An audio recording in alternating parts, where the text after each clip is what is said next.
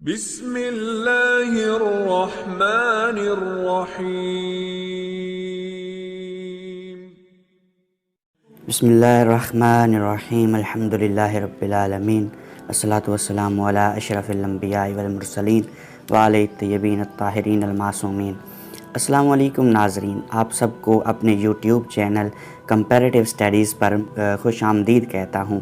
ناظرین، آج ہم اس موضوع پہ بات کریں گے کہ یزید لعین کا کردار کیسا تھا۔ پچھلی ویڈیو میں ناصبیوں کا یزید کے حق میں بولنے کے بارے میں بات کی تھی، اور آج یزید کے کردار اور میں بات کریں گے، اور کیوں نواس رسول حضرت امام حسین علیہ السلام نے اس کے خلاف قیام کیا، اور اس کے لیے انہوں نے اپنی اور اپنے پاکیزہ خانوادے کی جانوں کی قربانیوں سے بھی گریز نہیں کیا۔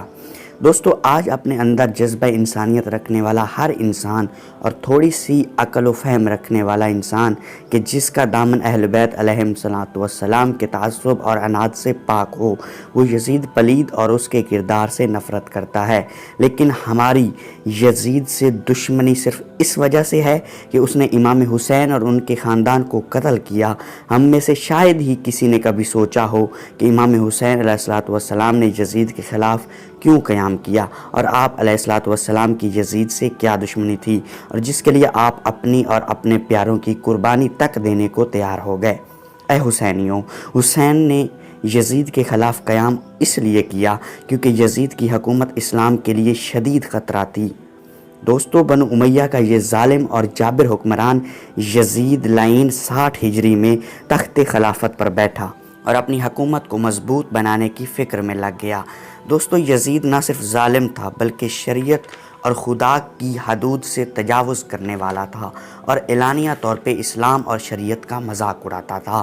دوستو، یزید شرابی تھا، اور وہ شراب کا اس طرح سے دل دادا تھا کہ منبر پر اپنے دربار میں کھلے عام شراب کے دور چلاتا تھا، اور ستم ظریفی یہ ہے کہ پھر دین محمدی کا مذاق اڑاتے ہوئے کہتا تھا کہ اگر دین احمد میں شراب حرام ہے تو دین مسیح پر ہو کہ پی لو۔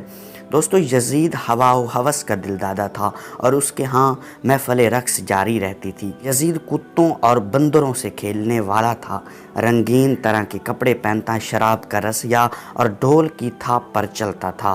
دوستو، ایک دفعہ رومیوں کے ساتھ جنگ کے دوران مسلمانوں کو بخار اور چیچک کی بیماری لاحق ہوئی۔ اس وقت یزید دیر میران میں اپنی زوجہ ام کلثوم بنت عبداللہ بن عامر کے ساتھ شراب نوشی میں مصروف تھا۔ جب اس کو مسلمانوں کی خبر ملی تو اس نے کہا، جب دیر میران میں ام کلثوم کے ساتھ اونی چادروں پر شراب نوشی میں مصروف ہو جاؤں تو مجھے کوئی پرواہ نہیں کہ غزقدونہ میں بخار اور چیچک کے باعث مسلمانوں کے لشکر پر کیا گزرتی ہے۔ ناظرین، یہ الفاظ اس کے کھلے کفر و شرک پر دلالت کرتے ہیں۔ اور ناظرین، اس سب کے بعد نواس رسول کے لیے ناممکن تھا کہ وہ یزید جیسے سرکش کی بیعت کر لیتے۔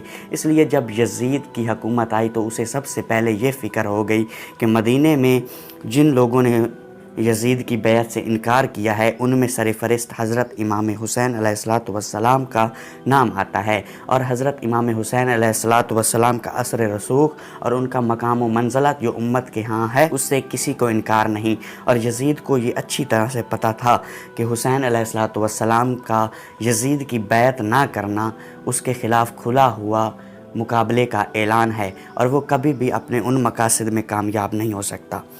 دوستو، اس سب کے بعد جو یزید کا کردار آپ کو بیان کیا ہے، تو اس سب کے بعد نواس رسول کے لیے یہ ناممکن تھا کہ وہ یزید جیسے سرکش کی بیعت کر لیتے اور اس کی حکومت کے ٹھیک ہونے پہ مہر تصدیق ثبت کر دیتے۔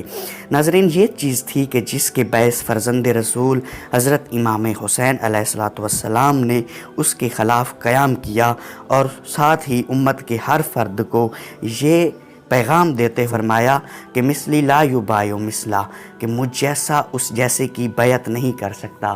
تو دوستو، یزید ایک شخصیت ہے اور یزیدیت اس کا کردار ہے۔ اسی طرح حسین علیہ السلام بھی ایک شخصیت ہیں اور حسینیت ایک کردار ہے۔ جب بھی یزیدیت کا نام لیں گے تو ہمیں یہ سرکشی، یہ کفر، یہ فسق نظر آئے گا، اور جب ہم حسینیت کا نام لیں گے تو ہمیں اطاعت پروردگار عبادت خداوندی اور عظمت دین خداوندی نظر آئے گی۔ ناظرین، حسین کو یزید سے نہیں، یزید کے کردار سے نفرت تھی، اور یہ حسین کی یزید اور یزیدیت سے نفرت جو تھی یہ بالکل جائز تھی، کیونکہ آپ علیہ الصلوۃ والسلام نواسۂ رسول تھے، اور رسول اللہ صلی اللہ تعالیٰ علیہ وسلم کے دین کی حفاظت آپ کی ذمہ داری تھی۔ آپ اس چیز کو اپنا دینی فریضہ سمجھتے تھے کہ اپنے نانا کے دین کی حفاظت کریں۔